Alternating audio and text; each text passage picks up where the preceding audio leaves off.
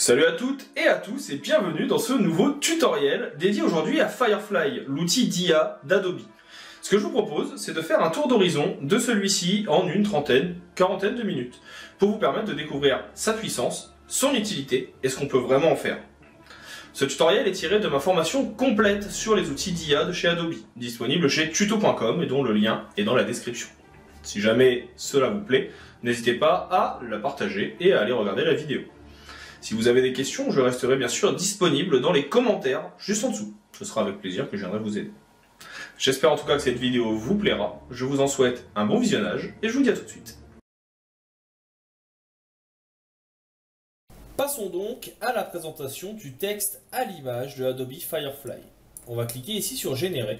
On retrouve ainsi, comme je vous l'ai montré tout à l'heure, quelques exemples. Et on peut voir qu'ils sont quand même d'assez bonne qualité. On va ensuite avoir la possibilité de venir générer ici notre propre prompt comme on le souhaite. Alors on voit par exemple qu'il y en a deux qui ont été mis, gorille rétro ou vêtu d'un costume rétro, iguane avec un grand sens de la mode. On peut essayer ce que l'on veut. Ça pourrait être par exemple une maison en bois dans une boule en cristal avec de la cendre ou avec un volcan. On fait générer et automatiquement donc le logiciel va nous proposer directement ici des prompts et des générations d'images qui vont aller avec ce que je lui ai proposé de base. Donc vous voyez que tout de suite il va proposer une maison en bois dans une boule avec un volcan. Soit un volcan qui sera en éruption derrière, soit un volcan dans la boule. Et vous voyez même qu'on a des différents reflets. Ici on voit bien qu'il y a une petite répétition.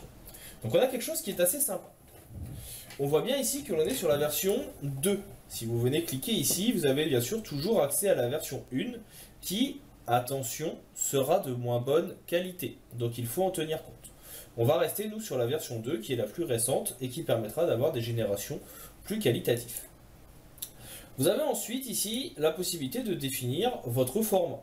On est sur un format carré, mais je pourrais très bien venir demander ici à avoir un format dit 16 neuvième.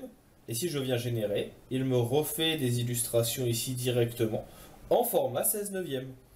On attend toujours quelques instants, hein, c'est le plus long, c'est de devoir attendre pour voir ce qui va être généré. Ensuite, une fois que c'est fait, vous voyez que vous avez votre autre format qui est fonctionnel ici. Maintenant, ce qui va être intéressant, ça va être de pouvoir venir proposer d'autres prompts et surtout de pouvoir venir en utiliser à partir de ce qui est déjà proposé. Vous avez ici la possibilité d'avoir modifié. Ça vous ouvre ainsi la partie remplissage génératif, mais aussi affichage de résultats similaires, ou bien la possibilité d'utiliser l'élément ici comme référence, pour pouvoir proposer d'autres générations à partir de celle-ci. Vous pouvez ensuite bien sûr l'envoyer dans Adobe Express pour ajouter des filtres, du texte et autres. Vous avez la possibilité toujours de mettre un avis et de signaler, mais aussi de télécharger ici avec plus d'options. Télécharger directement sur votre ordinateur, copier le lien ou copier l'image, l'ouvrir vers la galerie, vers Adobe Express ou votre galerie, ou l'enregistrer dans votre bibliothèque CC, suivant ce que vous souhaitez. Et bien sûr, vous pouvez également l'enregistrer dans vos raccourcis pour le retrouver, dans vos favoris pour le retrouver plus rapidement. Donc ça, c'est tout ce qui va toucher à la génération. Vous avez également en bas, dans la partie prompt, la possibilité ici de garder ou non des suggestions par rapport à ce qui est proposé. C'est à vous de voir. Par exemple, ici, je pourrais demander non plus une maison en bois, mais une maison en bois vert et bleu. Et ainsi, on aurait une génération qui s'adaptera à ce que l'on va lui demander. Donc ça, c'est toujours intéressant. Vous voyez qu'il aura proposé des suggestions, si je le souhaite, pour pouvoir avoir quelque chose de plus précis. Plus vous mettrez de détails, et plus le rendu sera adapté. Mais vous voyez qu'ici, en ayant des choses un peu plus loufoques, ce n'est pas parfait. C'est pas grave. On a ici la possibilité de pouvoir venir donc générer des modifications. On retrouve des choses qu'on a déjà vues un petit peu plus tôt, sur lesquelles je reviendrai après. Mais surtout ici, on a type de contenu. Est-ce qu'on veut quelque chose qui soit plus artistique? Et si oui, on vient régénérer. Et on voit automatiquement quelque chose qui sera peut-être plus tirant vers l'illustration. On va également avoir la possibilité, en dessous, de venir définir ce que l'on appelle l'intensité visuelle. Cette intensité, comme vous le verrez, va permettre de définir et on a la petite explication ici, si vous voulez quelque chose qui soit plus proche de la photo ou vraiment de l'illustration pure. Et donc ainsi, en augmentant l'intensité visuelle, on va avoir quelque chose qui sera plus graphique, tandis que si on a une intensité visuelle proche de 0, on aura quelque chose qui essaiera de se rapprocher au maximum de la photographie. Et donc là, vous voyez qu'on peut commencer à avoir des illustrations et du digital painting un peu plus intéressant. Par exemple, moi j'aime bien celui-ci que je vais garder. A l'inverse, si je viens baisser l'intensité visuelle, et qu'on vient générer, on va avoir quelque chose qui, comme vous le verrez, sera plus tirant vers la photoréalisme, vers le photoréalisme, plus que vers le digital painting, comme on l'a vu juste avant. Et donc là, vous voyez qu'on a quelque chose qui est vraiment plus stylisé. Alors pas forcément de la photo, mais plus du dessin d'enfant. Ça peut servir dans certains projets. Vous avez à côté également la possibilité donc de définir que vous voulez de la photo. Avec une photo avec une intensité visuelle à 0, on n'a pas forcément quelque chose d'adapté. Mais vous allez voir que ça peut rendre quand même utile dans certains types de projets. Ça a un côté un petit peu photomontage ou illustration très rapide. Et on voit que ici, on a vraiment un travail de la main qui est plus intéressant que ce qu'on avait avant. On a un travail aussi du relief et du reflet. Et de l'autre côté, avec intensité visuelle, on va avoir quelque chose qui est un peu plus poussé. On va avoir quelque chose qui sera un peu plus créatif, un peu plus graphique. On attend un petit peu, bien sûr, hein. C'est toujours le moment le plus embêtant de devoir attendre. Mais vous voyez que là, on va avoir quelque chose qui va essayer de se rapprocher de la photo. C'est pas parfait, ça fait photomontage, mais ça peut donner des idées. En dessous, dans le style, je ne vais pas le faire ici, mais vous pouvez, si vous le voulez, ajouter des photos de référence pour dire que vous voulez quelque chose dans ce style-là. Si vous avez par exemple fait un croquis, un dessin, une illustration, vous pouvez l'utiliser comme référence. En dessous, vous retrouvez des choses que vous connaissez maintenant. Les différents effets que l'on avait vus dans Adobe Express. Les effets, par exemple, cyberpunk avec un effet de film noir, par exemple. Alors là, je ne promets pas un rendu qualitatif, mais on peut essayer de voir ce que ça donne. Donc on va avoir une photo que l'on veut dans l'ambiance cyberpunk et film noir. On attend quelques instants, toujours. C'est vraiment la partie la plus longue, c'est l'attente. Il faut le temps que le logiciel génère les choses, hein. Mais ça permettra d'avoir des effets qui peuvent être assez intéressants. Et surtout, encore une fois, c'est ce que je disais un petit peu plus tôt, pour moi, l'objectif de ce type de message, ce type d'outil, c'est de vous donner des idées. Ce n'est pas de faire un projet qui soit finalisé. Pour la simple et très bonne raison qu'il ne fera jamais exactement ce que vous avez en tête. Par contre, il vous proposera des pistes dans lesquelles vous allez pouvoir venir trouver des idées, dans lesquelles vous allez pouvoir venir retravailler. Et il y a énormément de possibilités. Vous vous doutez bien, là le temps que ça génère, on en reparle, hein, que je ne vais pas pouvoir tous vous les présenter. Mais il y a des résultats qui peuvent être assez bluffants. Personnellement, j'aime beaucoup celui-ci par exemple. On a celui-ci qui est un peu plus cyberpunk, justement, à cause de la cheminée. Mais personnellement, j'aime beaucoup la graphie de celui-ci.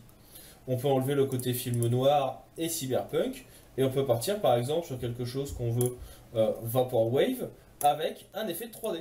Et automatiquement, et ça c'est intéressant aussi, il va nous proposer d'autres types d'illustrations. Là on était sur du painting, mais on peut lui demander d'avoir un autre type de graphique. C'est-à-dire que, vous voyez que là on va pouvoir avoir de la fausse 3D. Si j'enlève le Vaporwave, on va avoir encore une fois certainement quelque chose qui va se rapprocher du low poly, et c'est quelque chose qui peut être assez intéressant. On veut en plus avoir un effet, je ne sais pas, qui va être... qu'est-ce qu'on peut avoir on va dire, j'ai pas forcément d'idée, cubique. Donc là je pense que du coup en prenant du cubisme, il devrait nous proposer un peu plus de low poly. Donc ces éléments qui vont être un petit peu taillés à la serpe, que vous connaissez certainement. On va voir un petit peu ce que ça donne. Et ensuite, on verra, donc là on a un côté un peu plus géométrique, comme ici. On peut avoir aussi quelque chose qui se rapproche non pas de la 3D, mais qui doit être plus proche de l'hyper-réalisme, ou mieux encore, ici, du pixel art. Voilà, qui peut être assez intéressant aussi. Pourquoi pas.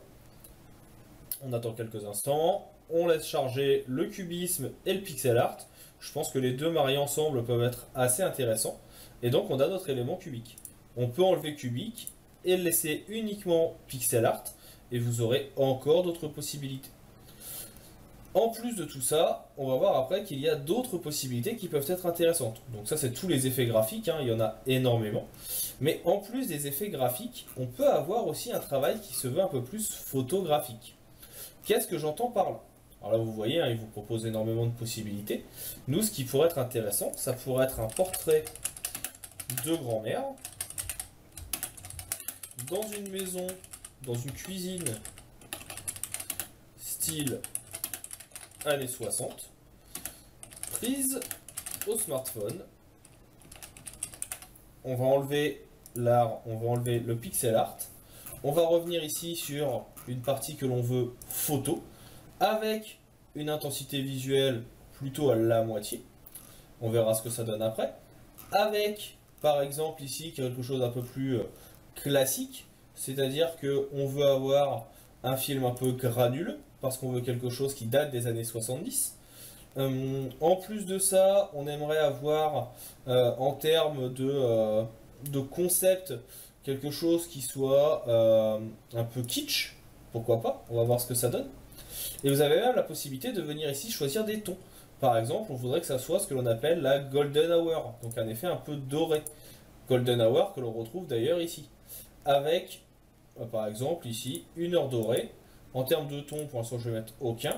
Et composition, on veut que ce soit une photographie avec une faible profondeur de champ. Si vous le souhaitez, vous pouvez même ouvrir les paramètres de votre appareil photo, vous permettant ainsi d'augmenter l'ouverture de diaphragme, la vitesse d'obturation et le champ de vision. Vous pouvez ainsi choisir, même si vous le souhaitez, votre objectif, et ainsi vous allez pouvoir venir modifier vos effets. Enfin, dans les paramètres avancés, vous pouvez venir exclure des éléments de l'image. Par contre, attention, ça ne prend que les termes en anglais. Et donc là, on va générer. On va prendre un portrait de grand-mère dans une cuisine style années 60 au smartphone, avec un effet un peu granuleux, kitsch, une heure dorée et une faible profondeur de champ. Et on va voir ce que cela nous donne. Alors le prix au smartphone sera peut-être à supprimer. J'ai un petit doute, je pense que là j'ai voulu tester des choses pas forcément adaptées. Mais là vous voyez qu'on a des photos qui peuvent être assez intéressantes. Et surtout ce que j'aimerais vous faire remarquer, c'est que on n'a pas forcément cette fois trop de doigts. On est sur des éléments qui vont être assez intéressants. On va enlever ici le côté kitsch, on va régénérer, on va voir ce que ça donne. Et surtout, on va pouvoir utiliser comme référence une photo qui nous plaira. On va voir ce que ça donne aussi. On va pouvoir jouer sur l'ouverture, on va pouvoir jouer sur le fond pour flouter. Plus vous aurez une ouverture qui sera importante, donc là vous voyez que ça a été retravaillé, on a enlevé le kitsch, et plus on aura ici par exemple un fond qui sera flou dans le fond. Et donc là je génère. On va avoir quelque chose de beaucoup plus flou. On va voir après en changeant d'heure, ou plutôt en changeant de luminosité, et vous verrez qu'on aura un autre type d'éclairage, on aura un autre type d'élément. Ça permet vraiment de pouvoir venir créer très rapidement et très simplement les rendus que vous souhaitez. Donc là, plutôt qu'une heure dorée, je vais venir demander à avoir de la pénombre. On va demander à garder ici peut-être celle-ci en référence, qui me plaît bien. Donc là, je vais lui demander comme référence stylistique de la garder. Et donc là, vous voyez qu'elle s'est ajoutée maintenant, si je remonte ici, pour dire qu'elle est utilisée comme référence. Et on va utiliser cette photo pour pouvoir en proposer d'autres avec les nouveaux paramètres que l'on a donnés. Et donc là, on voit qu'elle a bien un smartphone. Ici, on a bien la profondeur de champ. On a bien également ici quelque chose qui est relativement flou parce qu'on a mis une ouverture très forte. Et si je viens maintenant modifier ici le flou l'ouverture d'obturation et un petit peu moins de flou, si je génère, on va avoir quelque chose qui sera moins flou, mais qui sera un peu plus intéressante. Je vais aussi en profiter, je vais enlever le prix au smartphone, je n'ai pas forcément besoin de ce détail. On génère et on attend. Donc là, forcément, comme je l'ai enlevé pendant qu'il est en train de générer, il bug un petit peu. On enlève le smartphone, on attend quelques instants et on va voir ce que ça donne. Alors vous voyez que ça peut prendre un petit peu de temps pour trouver vraiment la bonne photo, le bon portrait, exactement ce qu'on veut. Mais là vous voyez que du coup elle va essayer de vous reproposer une personne à peu près identique sur chaque photo pour avoir quelque chose d'adapté. Et bien sûr si vous le souhaitez, vous pouvez toujours remettre auto, il vous proposera d'autres possibilités. Donc c'est vraiment un outil qui est très puissant, qui propose énormément de choses et qui s'améliore avec le temps. On va avoir vraiment de plus en plus d'éléments importants et graphiques. On va pouvoir à tout moment modifier les paramètres que l'on veut. On va pouvoir vraiment s'adapter et faire énormément de choses. Donc moi, je vous invite vraiment à tester tout ça. Je vous invite à voir un petit peu ce que ça donne, à vous entraîner. Pourquoi pas, si vous le souhaitez, même à envoyer vos images générées directement dans la section entraide. Moi, ça m'intéresse assez de voir ce que vous allez proposer. Et là, vous voyez donc, j'ai de nouveau changé quelques paramètres et sans avoir de lumière spécifique, on retrouve notre même personne avec une autre ambiance, avec toujours ce petit grain des années 60 et ça marche plutôt bien. Donc voilà, on va maintenant pouvoir passer aux autres possibilités. On va venir voir ce que donne par exemple le remplissage génératif ou encore les effets de texte et de recolorisation. On attaque ça tout de suite dans les prochaines vidéos.